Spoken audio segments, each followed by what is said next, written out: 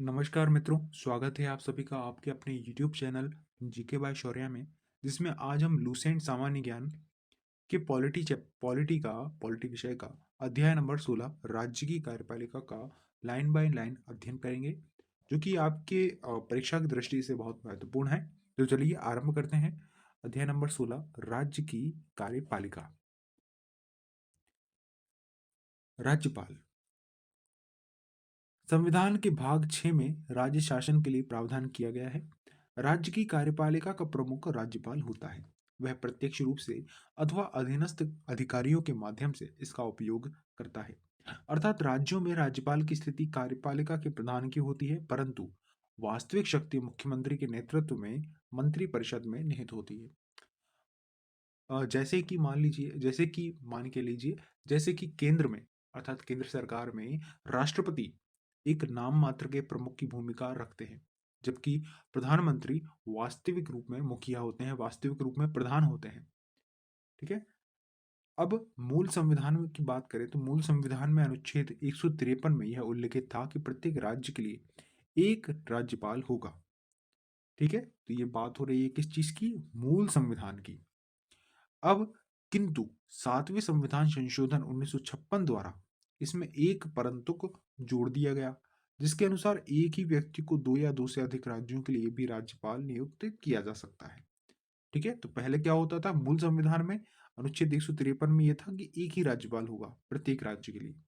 फिर 7वां संविधान संशोधन हुआ 1956 में, जिसमें यह जोड़ दिया गया कि एक ही व्यक्ति दो या दो से अधिक राज्यों के लिए राज्यपाल नियुक्त किया जा सकता है। अब बात करेंगे राज्यपाल की योग्यता की। तो राज्यपाल पद पर नियुक्त किए जाने वाले व्यक्ति में निम्न योग्यताएं होनी चाहिए। सबसे पहला तो वह भारत का नागरिक हो। ठीक है, पहली योग्यता हो गई भारत का नागरिक हो। इसके बाद वह 35 वर्ष की उम्र पूर्ण कर चुका हो, किसी प्रकार के लाभ के पद पर नहीं हो। ठीक है, लाभ के पद पर नहीं होना चाहिए। वह राज्य विधानसभा का सदस्य चुने जाने योग्य हो। ठीक है, हमने ध्यान से पढ़ना है कि ये योग्य की बात हो रही है, मतलब कि वह चुना जा सके, ऐसा योग्य हो। फिर है राज्यपाल की नियुक्ति राष्ट्रपति द्वारा 5 वर्षों की अवधि के लिए की जाती है, परंतु यह राष्ट्रपति के प्रसाद पर्यंत पद धारण करता है। इसका उल्लेख अनुच्छेद 156 एक में मिलता है। ठीक है, तो अनुच्छेद 156 एक में यह मिलता है, यह वह पद त्याग कर सकता है अनुच्छेद 156 दो के अनुसार। ठीक है, आगे बढ़ते हैं। नोट दिया है कि भारत के संविधान में राज्यपाल को उसके पद से हटाने हेतु किसी भी प्रक्रिया का उल्लेख नहीं है। ठीक है, तो ऐसी कोई प्रक्रिया नहीं है संविधान में जिसके द्वारा राज्यपाल को उसके पद से हटाया जाए। वह तो केवल राष्ट्रपति के प्रसाद पर्यंत पद धारण करता है। अब राज्यपाल का वेतन 3.5 लाख रुपए मासिक है। यदि दो या दो से अधिक राज्यों का एक ही राज्यपाल हो, तब उसे दोनों राज्यपालों का वेतन उस अनुपात में दिया जाएगा जैसा कि राष्ट्रपति निर्धारित करे। राज्यपाल पद ग्रहण करने से पूर्व उच्च न्यायालय के मुख्य न्यायाधीश अथवा वरिष्ठतम न्यायाधीश के सम्मुख अपनी पद की शपथ लेते हैं। देखिए, महत्वपूर्ण चीज है, ये लाइन आपको अच्छे से याद रखना है कि राज्यपाल को जो है शपथ कौन दिलवाते हैं। तो राज्यपाल को संबंधित राज्य के संबंधित राज्य के न्यायालय के मुख्य न्यायाधीश अथवा वरिष्ठतम न्यायाधीश के सम्मुख पद की शपथ लेता है। आगे बढ़ते हैं। राज्यपाल की उन्मुक्तियां तथा विशेषाधिकार की बात करें तो वह अपने पद की शक्तियों के प्रयोग तथा कर्तव्यों के पालन के लिए किसी न्यायालय के प्रति उत्तरदायी नहीं होता है। राज्यपाल की पदावधि के दौरान उसके विरुद्ध किसी भी न्यायालय में किसी भी प्रकार की आपराधिक कार्रवाई नहीं प्रारंभ की जा सकती है। जब वह पद पर हो तब उसकी गिरफ्तारी का आदेश किसी न्यायालय द्वारा जारी नहीं किया जा सकता। राज्यपाल का पद ग्रहण करने से पूर्व या पश्चात उसके द्वारा किए गए कार्य के संबंध में कोई सिविल कार्रवाई करने से पहले उसे 2 मास पूर्व सूचना देनी पड़ती है। ये लाइन सबसे महत्वपूर्ण है। ठीक है, कि पद ग्रहण करने से पूर्व या पश्चात उसके द्वारा किए गए कार्य के संबंध में कोई सिविल कार्रवाई करने से पहले उसे 2 माह पूर्व सूचना देनी होगी। ठीक है, उल्टे क्रम में चलते हैं कि कौन कौन सी उन्मुक्तियां या विशेषाधिकार हैं। कि जब वह पद पर हो तो अब उसकी गिरफ्तारी का आदेश किसी न्यायालय के द्वारा जारी नहीं किया जा सकता। फिर दूसरा है, राज्यपाल की पदावधि के दौरान उसके विरुद्ध किसी भी न्यायालय में किसी भी प्रकार की आपराधिक कार्रवाई नहीं प्रारंभ की जा सकती। और वह अपने पद एवं शक्तियों के प्रयोग तथा कर्तव्यों के पालन के लिए किसी न्यायालय के प्रति उत्तरदायी नहीं है। ठीक है, तो आगे बढ़ते हैं। राज्यपाल की शक्तियां तथा कार्य की बात करें तो सबसे पहली शक्तियां हैं कार्यपालिका संबंधी कार्य या शक्तियां। राज्य के समस्त कार्यपालिका कार्य राज्यपाल के नाम से किए जाते हैं। राज्यपाल मुख्यमंत्री को तथा मुख्यमंत्री की सलाह से उसकी मंत्रिपरिषद के सदस्यों को नियुक्त करता है तथा उन्हें पद एवं गोपनीयता की शपथ दिलाता है। ठीक है, राज्यपाल राज्य के उच्च अधिकारियों जैसे मुख्य सचिव, महाधिवक्ता, राज्य लोक सेवा आयोग के अध्यक्ष एवं सदस्यों की नियुक्ति करता है। महत्वपूर्ण नोट है कि राज्यपाल राज्य लोक सेवा के सदस्यों को नहीं हटा सकता।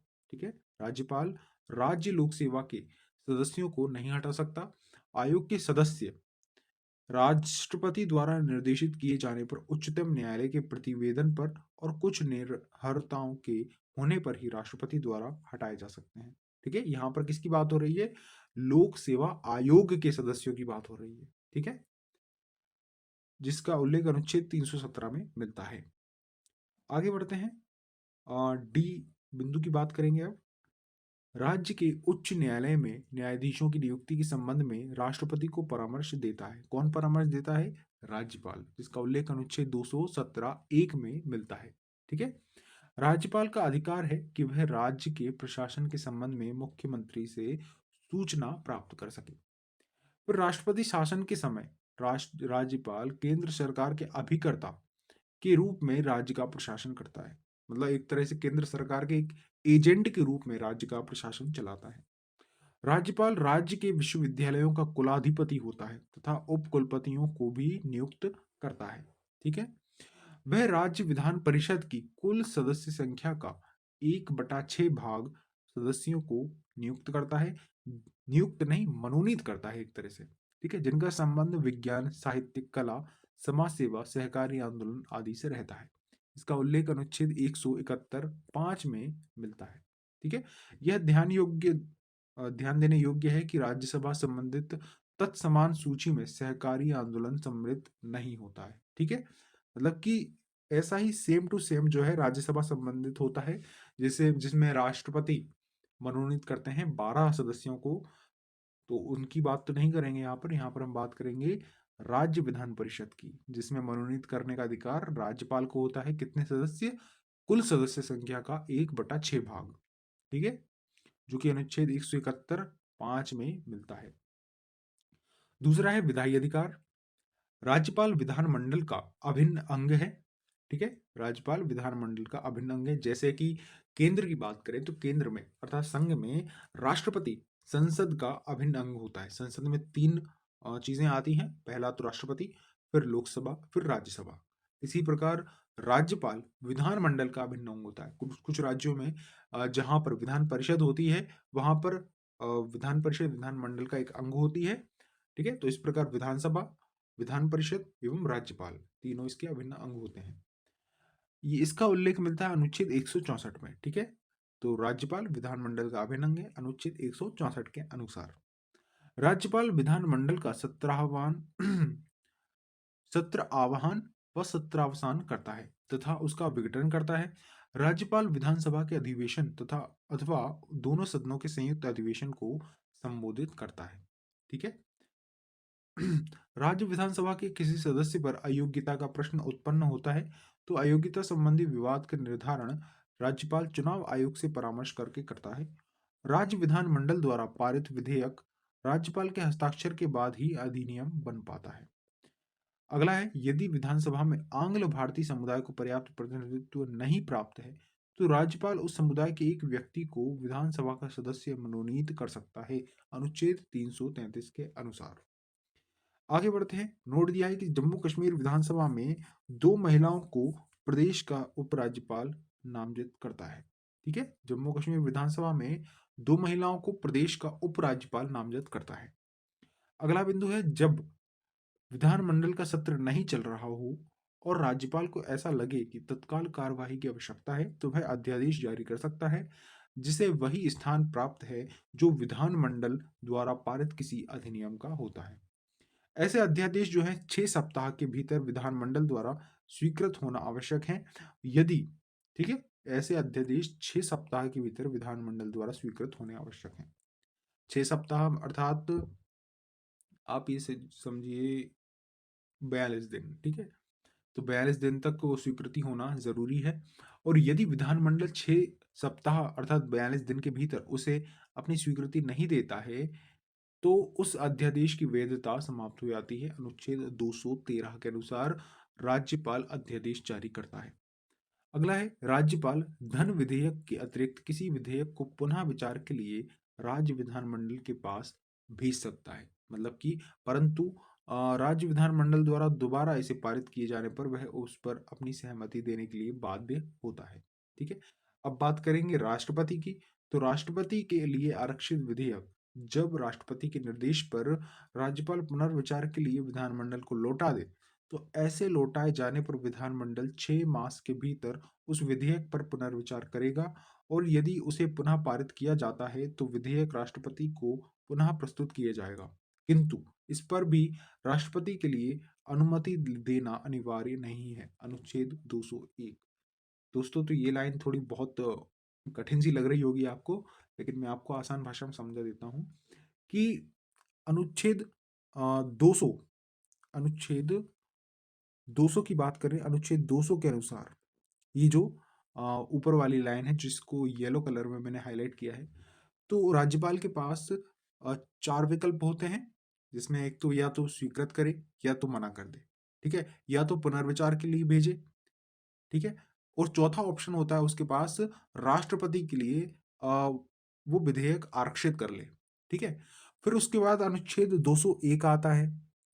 अनुच्छेद 201 में अब राष्ट्रपति के पास वो विधेयक आ जाता है। राष्ट्रपति के पास भी कई सारे ऑप्शन होते हैं कि स्वीकृति दे, ना दे, पुनर्विचार के लिए लौटा दे, ठीक है।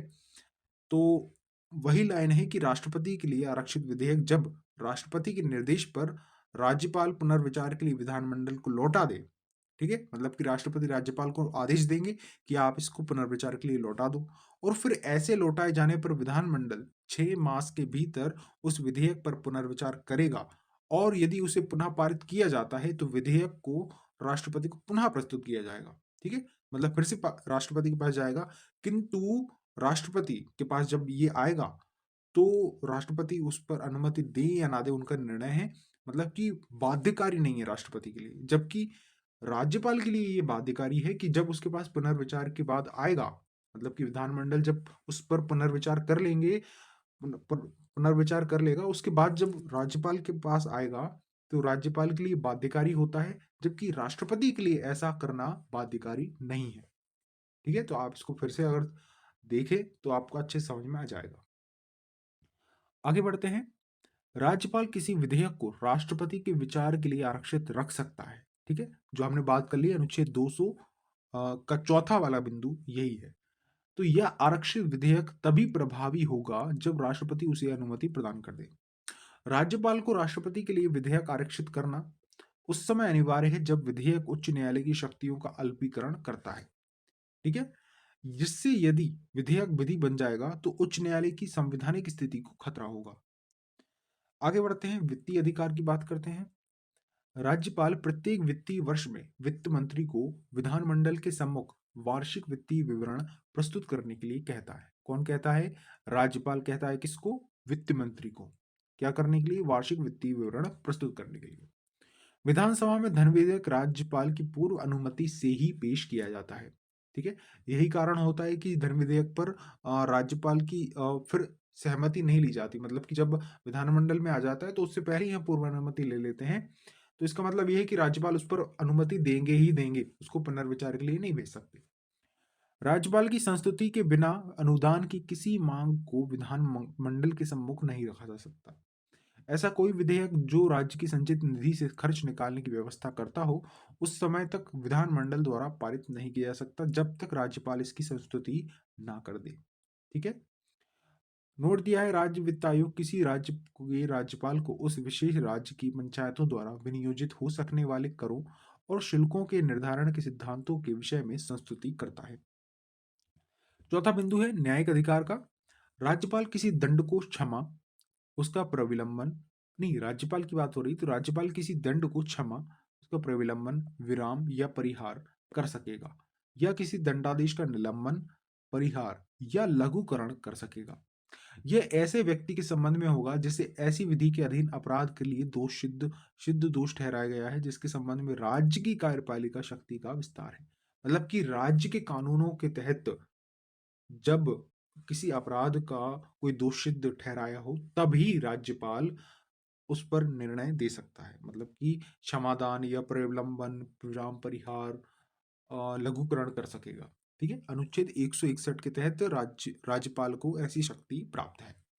अब बात करेंगे राष्ट्रपति की, तो राष्ट्रपति को सभी प्रकार के मृत्यु दंडादेश के मामले में क्षमादान की शक्ति प्राप्त है, जबकि राज्यपाल को मृत्यु दंडादेश के मामले में ऐसी शक्ति प्राप्त नहीं है।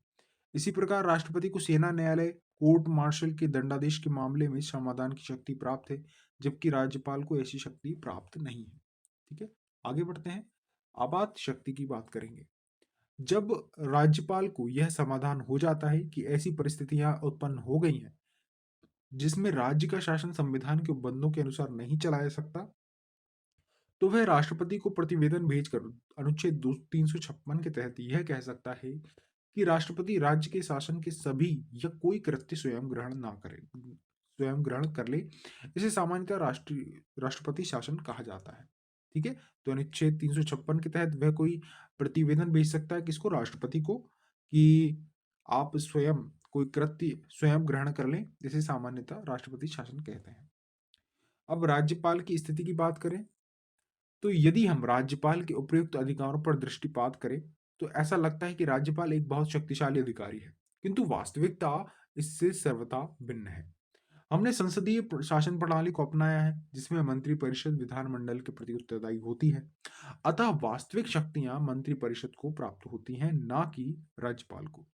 राज्यपाल एक संवैधानिक प्रमुख है, ठीक है, उसके रूप में कार्य करता है, किंतु असाधारण स्थितियों में उसे इच्छानुसार कार्य करने के अवसर प्राप्त हो सकते हैं। असाधारण स्थिति मतलब कि जैसे राष्ट्रपति शासन लग गया है, ठीक है, और या तो त्रिशंकु संसद की स्थिति उत्पन्न हो रही है, मतलब त्रिशंकु विधानमंडल की। अब विधान परिषद की बात करें,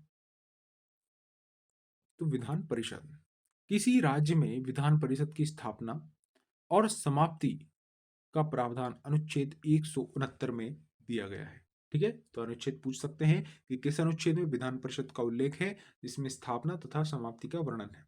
तो अनुच्छेद 169 अर्थात 169 में विधान परिषद राज्य विधानमंडल का एक उच्च सदन होता है। जैसे कि संसद का उच्च सदन राज्यसभा होता है, उसी प्रकार राज्य विधानमंडल का उच्च सदन विधान परिषद होता है। यदि किसी राज्य की विधानसभा अपने कुल सदस्यों के पूर्ण बहुमत तथा उपस्थित मतदान करने वाले सदस्यों के 2/3 बहुमत से प्रस्ताव पारित करे, तो संसद उस राज्य में विधान परिषद स्थापित कर सकती है अथवा उसका लोप कर सकती है। ठीक है, ध्यान देने योग्य बात यह है कि इसमें सबसे पहले बात कहाँ आती है, राज्य की विधानसभा पर। राज्य की विधानसभा क्या करेगी कि अपने कुल सदस्यों के पूर्ण बहुमत, ठीक है, तथा उपस्थित मतदान करने वाले सदस्यों के 2/3 बहुमत से प्रस्ताव पारित करे, तो संसद उस राज्य में विधान परिषद स्थापित कर सकती है अथवा उसका लोप कर सकती है। मतलब कि पहले विधानसभा आएगी, उसके बाद संसद आएगी। विधानसभा ने कोई प्रस्ताव पारित किया, फिर क्या करेगी, संसद आएगी। संसद उस राज्य में विधान परिषद स्थापित कर सकती है अथवा उसका लोप कर सकती है। मतलब कि विधान परिषद बनाने का अधिकार या उसको समाप्त करने का अधिकार संसद के पास होता है, लेकिन जो पारित प्रस्ताव आएगा वो कौन पारित करेगा, विधानसभा। मतलब कि विधानसभा ऐसा अनुरोध करेगी प्रस्ताव पारित करके। वर्तमान में केवल 6 राज्यों, उत्तर प्रदेश और जिसमें 100 सीट है, कर्नाटक में 75, महाराष्ट्र में 78 तथा बिहार में 75, आंध्र प्रदेश में 58 तथा तेलंगाना में 40 विधान परिषदें विद्यमान है। ठीक है, 6 राज्यों में उत्तर प्रदेश, कर्नाटक, महाराष्ट्र, बिहार, आंध्र प्रदेश तथा तेलंगाना। विधान परिषद के कुल सदस्यों की संख्या उस राज्य की विधानसभा के कुल सदस्यों की संख्या की 1/3 से अधिक नहीं हो सकती, किंतु किसी भी अवस्था में विधान परिषद के सदस्यों की कुल संख्या 40 से कम नहीं हो सकती। आगे बढ़ते हैं। विधान परिषद का सदस्य बनने के लिए न्यूनतम आयु सीमा 30 वर्ष है। ठीक है, आप ध्यान रखिएगा कि विधान परिषद की बात हो रही है। ठीक है, यहाँ पर विधान मंडल की बात नहीं हो रही है, मतलब कि विधानसभा की बात नहीं हो रही है। क्योंकि विधानसभा में जो न्यूनतम आयु है सदस्य बनने की वह 25 है। और इसी प्रकार सांसद बनने की जो आयु सीमा है, लोकसभा की बात कर रहा हूँ, ठीक है, उसकी आयु सीमा 25 है। इसी प्रकार अब विधान परिषद की बात करें तो इसमें न्यूनतम आयु सीमा 30 है। ठीक है, तो आगे बढ़ते हैं। विधान परिषद के प्रत्येक सदस्य का कार्यकाल 6 वर्ष का होता है, जस्ट लाइक राज्यसभा, वहां पर भी कार्यकाल 6 वर्ष का होता है। किंतु प्रति दूसरे वर्ष 1/3 सदस्य अवकाश ग्रहण करते हैं व उनके स्थान पर नवीन सदस्य निर्वाचित होते हैं। यदि कोई व्यक्ति किसी सदस्य की मृत्यु या त्यागपत्र द्वारा हुई आकस्मिक रिक्ति को भरने के लिए निर्वाचित होता है तो वह सदस्य शेष अवधि के लिए ही सदस्य रहता है, 6 वर्ष के लिए नहीं। ठीक है, विधान परिषद के सदस्यों का निर्वाचन आनुपातिक प्रतिनिधित्व की एकल संक्रमणीय मत पद्धति के द्वारा होता है। विधान परिषद के कुल सदस्यों के 1/3 सदस्य राज्य की स्थानीय स्वशासी संस्थाओं के एक निर्वाचक मंडल द्वारा निर्वाचित होते हैं। 1/3 सदस्य राज्य की विधानसभा के सदस्यों द्वारा निर्वाचित होते हैं। ठीक है, और 1/12 सदस्य उन स्नातकों द्वारा निर्वाचित होते हैं जिन्होंने कम से कम 3 वर्ष पूर्व स्नातक की अवधि उपाधि प्राप्त कर ली हो। 1/12 सदस्य उन अध्यापकों के द्वारा निर्वाचित होते हैं जो कम से कम 3 वर्षों से माध्यमिक पाठशालाओं अथवा उनसे ऊंची कक्षाओं में शिक्षण कार्य कर रहे हों, तथा 1/6 सदस्यों का राज्यपाल उन व्यक्तियों में से मनोनीत करता है जिन्हें साहित्य, कला, विज्ञान, सहकारिता, आंदोलन या सामाजिक सेवा के संबंध में विषय ज्ञान हो। अब इस लाइन को फिर से पढ़ते हैं क्योंकि बहुत महत्वपूर्ण यहाँ पर बात हो रही है कि कितने सदस्य कहाँ कहाँ से आएंगे। तो फिर से शुरू करते हैं। तो विधान परिषद के 1/3 सदस्य, ठीक है, कुल सदस्यों के 1/3 सदस्य राज्य की स्थानीय स्वशासी संस्थाओं के एक निर्वाचक मंडल द्वारा निर्वाचित होते हैं। और 1/3 सदस्य मतलब कि राज्य की विधानसभा के सदस्यों द्वारा निर्वाचित होंगे। ठीक है, तो 1/3 हो गए, फिर पुनः 1/3 हो गए। अब 1/12 सदस्य उन स्नातकों द्वारा निर्वाचित होते हैं जिन्होंने कम से कम 3 वर्ष पहले स्नातक की उपाधि प्राप्त कर ली हो। और 1/12 सदस्य उन अध्यापकों के द्वारा निर्वाचित होते हैं जो कम से कम 3 वर्षों से माध्यमिक माध्यमिक अर्थात मिडिल मिडिल स्कूल अथवा उनसे ऊंची कक्षाओं में शिक्षण कार्य कर रहे हों। फिर 1/6 सदस्य का निर्वाचन उन व्यक्तियों में से मनोनीत राज्यपाल उन व्यक्तियों में से मनोनीत करते हैं जिन्हें साहित्य, कला, विज्ञान, सहकारिता, आंदोलन या सामाजिक सेवा के संबंध में विषय ज्ञान हो। ठीक है दोस्तों, तो आप समझ गए हैं। आगे बढ़ते हैं। विधान परिषद की किसी भी बैठक के लिए कम से कम 10 या विधान परिषद के कुल सदस्यों का दशमांश अर्थात 1/10, इसमें जो भी कोई अधिक हो, गणपूर्ति होता है। ठीक है, गणपूर्ति अर्थात कोरम की बात हो रही है यहाँ पर। विधान परिषद अपने सदस्यों में से 2 को क्रमशः सभापति एवं उपसभापति चुनती है। सभापति एवं उपसभापति को विधानमंडल द्वारा निर्धारित वेतन एवं भत्ते प्राप्त होते हैं। सभापति उपसभापति को संबोधित कर व उपसभापति सभापति को संबोधित कर त्यागपत्र दे सकते हैं, अथवा परिषद के सदस्यों के बहुमत से पारित प्रस्ताव द्वारा उसे अपदस्थ भी किया जा सकता है। किंतु ऐसे किसी प्रस्ताव को लाने के लिए 14 दिनों की पूर्व सूचना आवश्यक है। ठीक है, आगे बढ़ते हैं। अब बात करेंगे विधानसभा की। ठीक है, विधानसभा का कार्यकाल 5 वर्ष होता है। ठीक है, तो कार्यकाल 5 वर्ष का होता है विधानसभा का। किंतु विशेष परिस्थिति में राज्यपाल को यह अधिकार है कि वह इससे पूर्व भी उसको विघटित कर सकता है। विधानसभा के सत्रावसान अर्थात प्रोरोगेशन के आदेश राज्यपाल द्वारा दिए जाते हैं। ठीक है, सत्रावसान अर्थात सत्र खत्म होने के आदेश। विधानसभा में निर्वाचित होने के लिए न्यूनतम आयु सीमा 25 वर्ष होती है। प्रत्येक राज्य की विधानसभा में कम से कम 60 और अधिक से अधिक 500 सदस्य होते हैं। ठीक है, मतलब कि यहाँ पर न्यूनतम तथा अधिकतम की बात हो रही है। अपवाद की बात करें तो गोवा में 40, मिजोरम में 40, सिक्किम में 32। इसे अनुच्छेद 371 के तहत विशेष राज्य की दर्जा देकर यह व्यवस्था की गई है।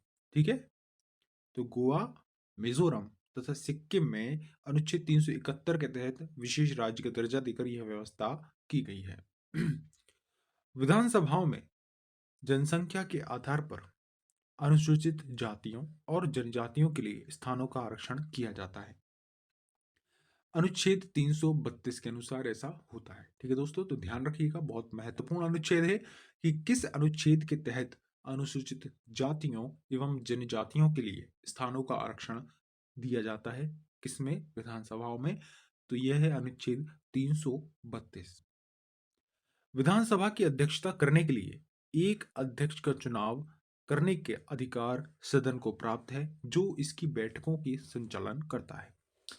साधारणतः विधानसभा अध्यक्ष सदन में मतदान नहीं करता, किंतु यदि सदन में मत बराबरी में बढ़ जाए तो वह निर्णायक मत देता है। जब कभी अध्यक्ष को उसके पद से हटाने का प्रस्ताव विचाराधीन हो, उस समय वह सदन की बैठकों की अध्यक्षता नहीं करता है। किसी विधेयक को धन विधेयक माना जाए अथवा नहीं, इसका निर्णय विधानसभा अध्यक्ष ही करता है। सदन के बैठकों के लिए सदन के कुल सदस्यों का दशमांश अर्थात 1/10 सदस्यों की उपस्थितियां गणपूर्ति अर्थात कोरम हेतु आवश्यक होती हैं। अब बात करते हैं विधानसभा के अधिकार और कार्य की। सबसे पहला है विधि निर्माण। पहला बिंदु है, इसे राज्य सूची से संबंधित विषयों पर विधि निर्माण का अनन्य अधिकार प्राप्त होता है। समवर्ती सूची से संबद्ध विषयों पर संसद की तरह राज्य विधानमंडल भी विधि निर्माण कर सकता है, परंतु यदि दोनों द्वारा निर्मित अर्थात दोनों अर्थात केंद्र तथा राज्य विधानसभा द्वारा निर्मित विधियों में परस्पर विरोध की सीमा तक संसदीय विधि वर्णीय है। मतलब कि दोनों में विधियों में परस्पर विरोध हो, संघर्ष हो, तो उस स्थिति में संसदीय विधि जो है वह प्राथमिक अर्थात सर्वोपरि मानी जाएगी। अगला है वित्तीय विषयों से संबंधित प्रक्रिया। पहला बिंदु है इसका, राज्य विधानमंडल राज्य सरकार की वित्तीय अवस्था को पूर्णतः नियंत्रित करता है। प्रत्येक वित्तीय वर्ष के प्रारंभ में विधानमंडल के सम्मुख वार्षिक वित्तीय विवरण अर्थात बजट प्रस्तुत किया जाता है, जिसमें शासन की आय और व्यय का विवरण रहता है। बजट जो है वित्त मंत्री द्वारा रखा जाता है, किसकी ओर से, राज्यपाल की ओर से, मतलब राज्यपाल आदेश देते हैं तब ऐसा होता है। फिर कोई धन विधेयक प्रारंभ में विधान परिषद में प्रस्तुत नहीं किया जा सकता। ठीक है, जब विधानसभा किसी धन विधेयक को पारित कर देती है तब वह विधान परिषद के पास भेजा जाता है। और मान लीजिए जिस राज्य में विधान परिषद ही नहीं है तो वहां पर उसको विधानसभा पारित करके कहाँ भेजती है, राज्यपाल के पास भेजती है।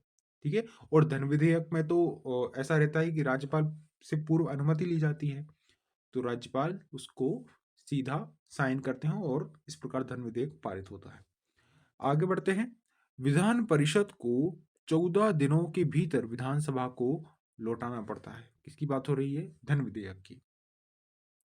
विधान परिषद उस विधेयक के संबंध में संस्तुतियां अर्थात कोई सुधार की, मतलब कि कोई अनुशंसा दे सकती हैं कि इसमें क्या क्या सुधार हो सकता है, किंतु वह ना तो उसे अस्वीकार कर सकती और ना उसमें संशोधन कर सकती।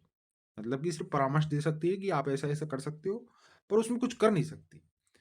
विधानसभा द्वारा पारित किए जाने के 14 दिनों के बाद विधेयक को दोनों सदनों द्वारा पारित मान लिया जाता है तथा राज्यपाल को उस पर अपनी सहमति देनी ही पड़ती है। इसमें पुनर्विचार की कोई गुंजाइश नहीं होती। आगे बढ़ते हैं, कार्यपालिका पर नियंत्रण की बात करेंगे। तो मंत्रिपरिषद सामूहिक रूप से विधानसभा के प्रति उत्तरदायी होती है। जब कभी मंत्रिपरिषद के विरुद्ध अविश्वास प्रस्ताव पारित हो जाता है तो समूचा मंत्रिपरिषद को त्यागपत्र देना पड़ता है। ठीक है, आगे बढ़ते हैं, संवैधानिक संशोधन की बात करेंगे। संघीय स्वरूप को प्रभावित करने वाला कोई संविधान संशोधन विधेयक यदि संसद के दोनों सदनों के द्वारा पारित हो जाता है तो आधे से अधिक राज्यों के विधानमंडलों द्वारा उसकी पुष्टि आवश्यक होती है। ठीक है, तो संघीय स्वरूप से संबंधित कोई संविधान संशोधन विधेयक है तो उसमें दोनों सदनों द्वारा पारित होने के बाद आधे से अधिक राज्यों के विधानमंडलों की परमिशन जरूरत होती है। आगे बढ़ते हैं, निर्वाचन संबंधी अधिकार की बात करते हैं।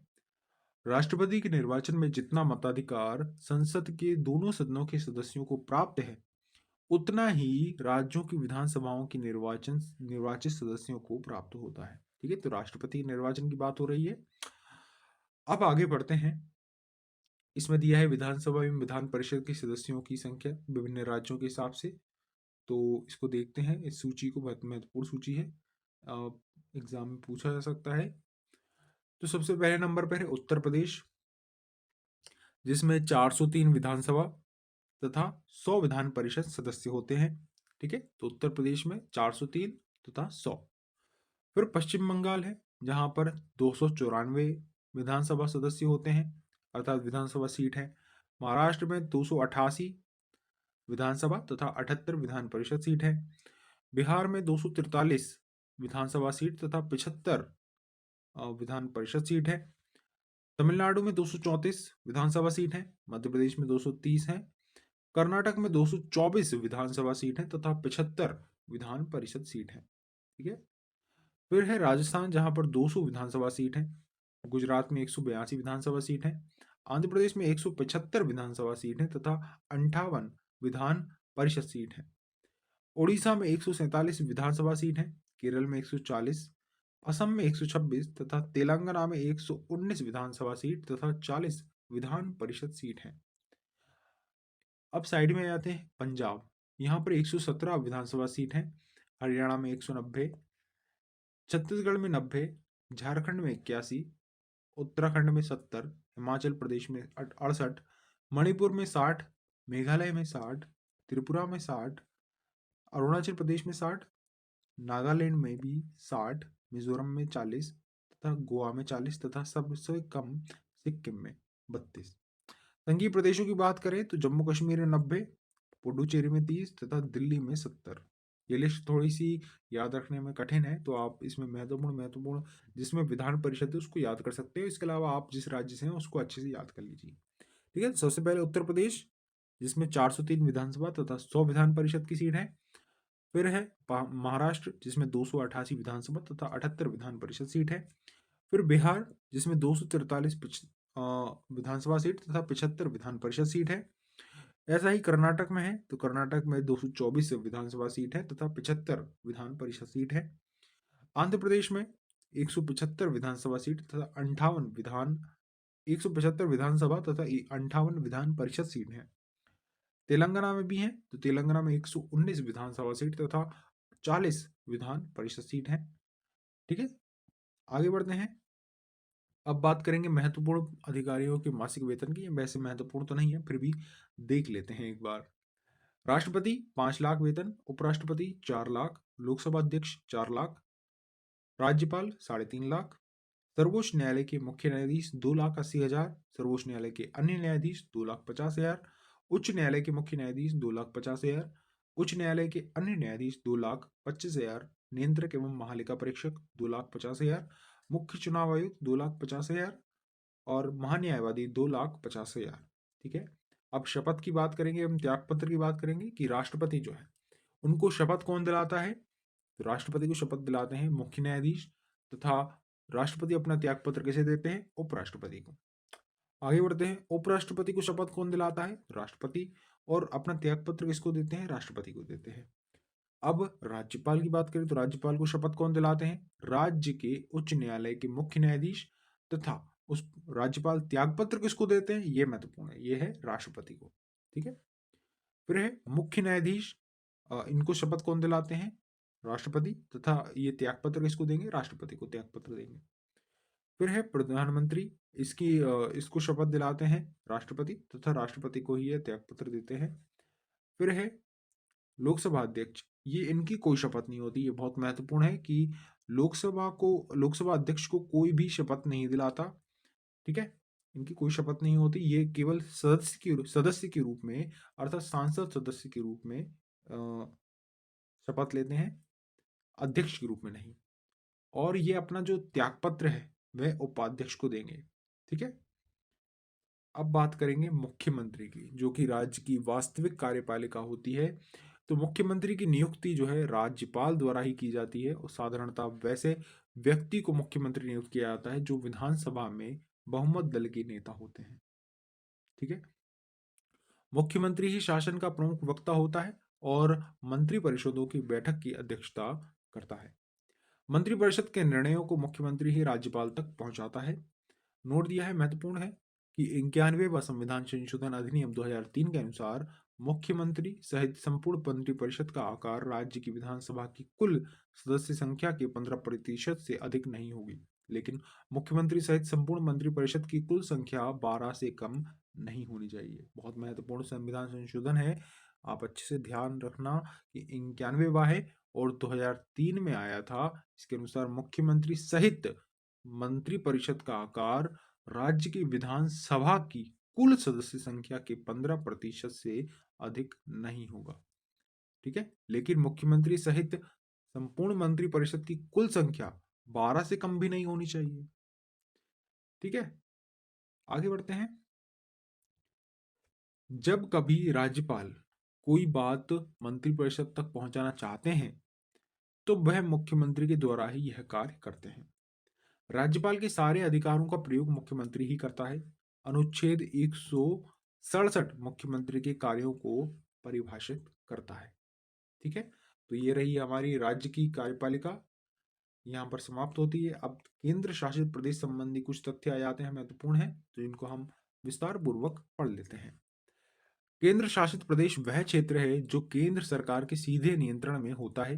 वर्तमान में 9 केंद्र शासित प्रदेश हैं। ठीक है।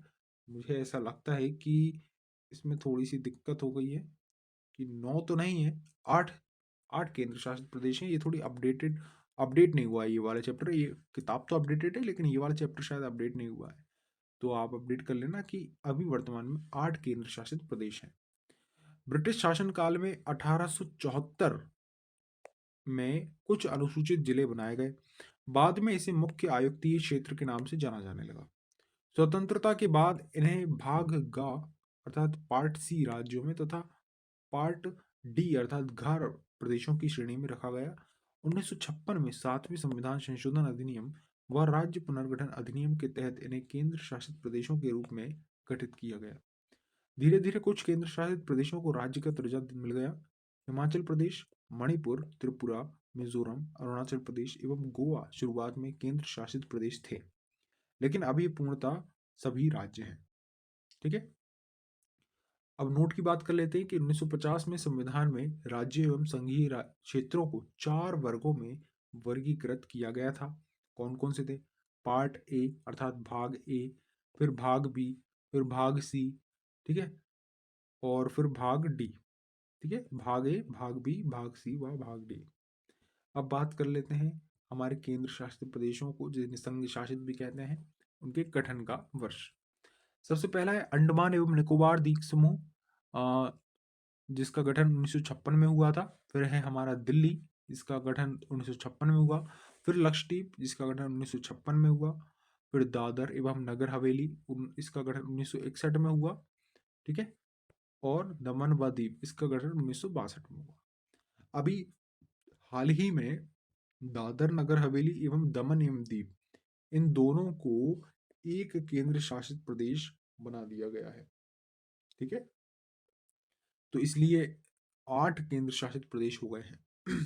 पुडुचेरी, इसका गठन 1966 में किया गया। चंडीगढ़ 1966।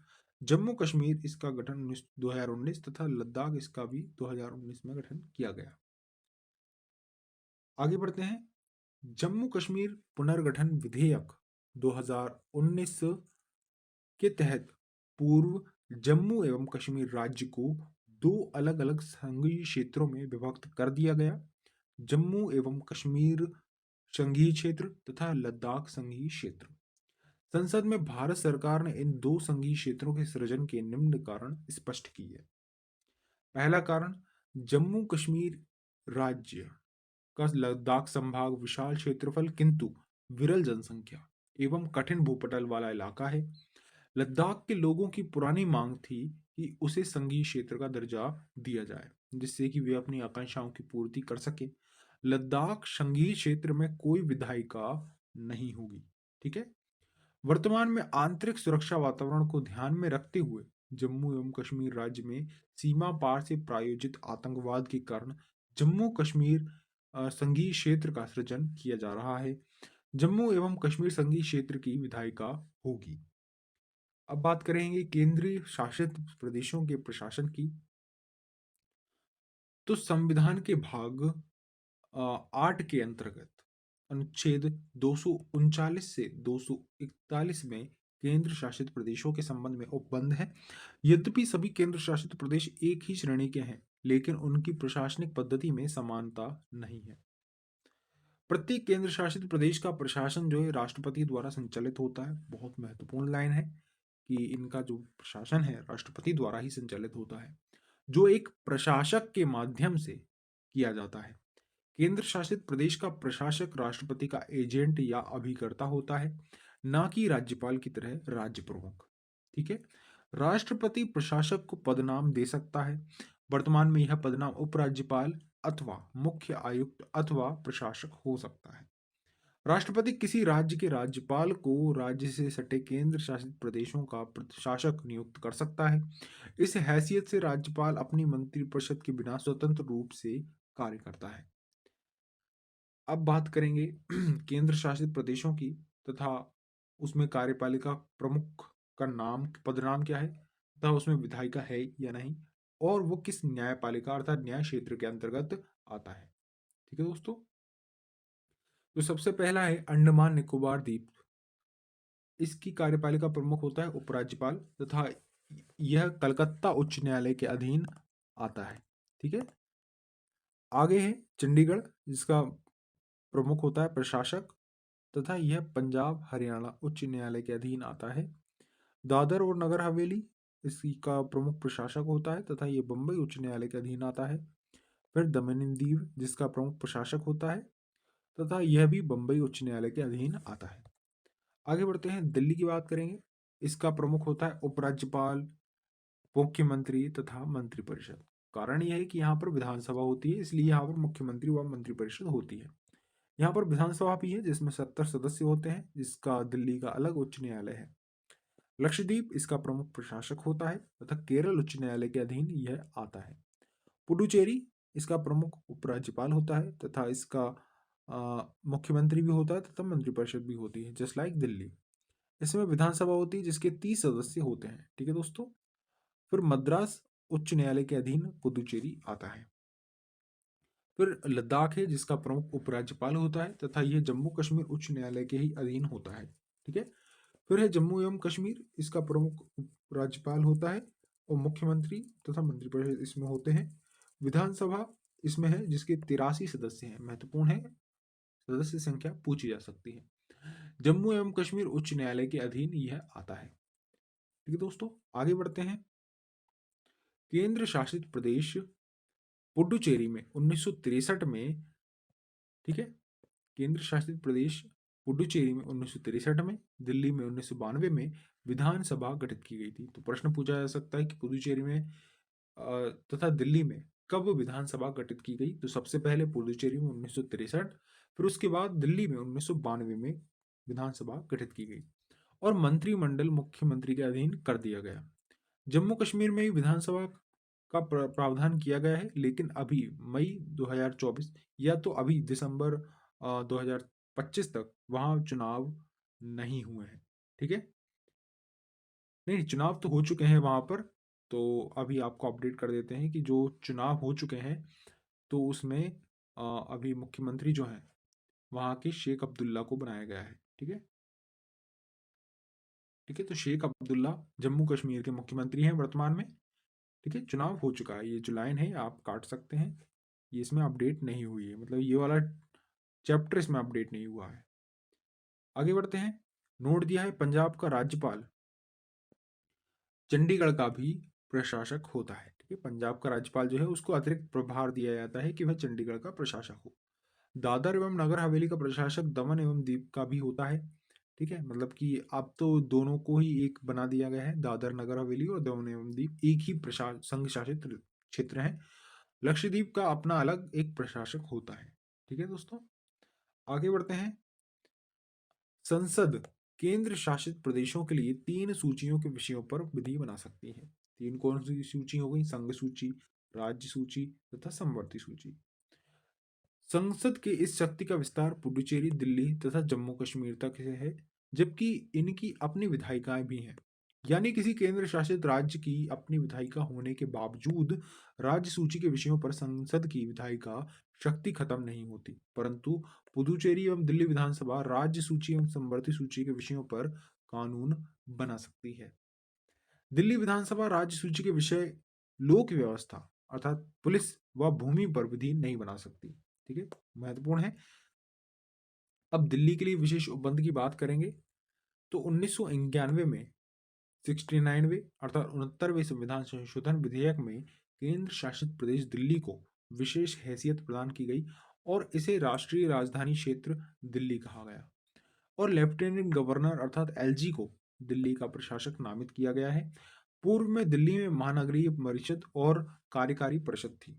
ठीक है, तो ये रहा हमारा केंद्र शासित प्रदेशों का चैप्टर, जो कि छोटा सा था, समाप्त हो गया है। दोस्तों, इस प्रकार हमारा यह वाला टॉपिक भी खत्म होता है। यदि आपको यह वीडियो पसंद आई हो और हमारे पढ़ाने का तरीका ठीक लगा हो तो आप हमारी वीडियो को शेयर कीजिए तथा हमारे चैनल को सब्सक्राइब कीजिए ताकि हमें प्रेरणा मिले आगे और वीडियो बनाने के लिए। Thank you so much.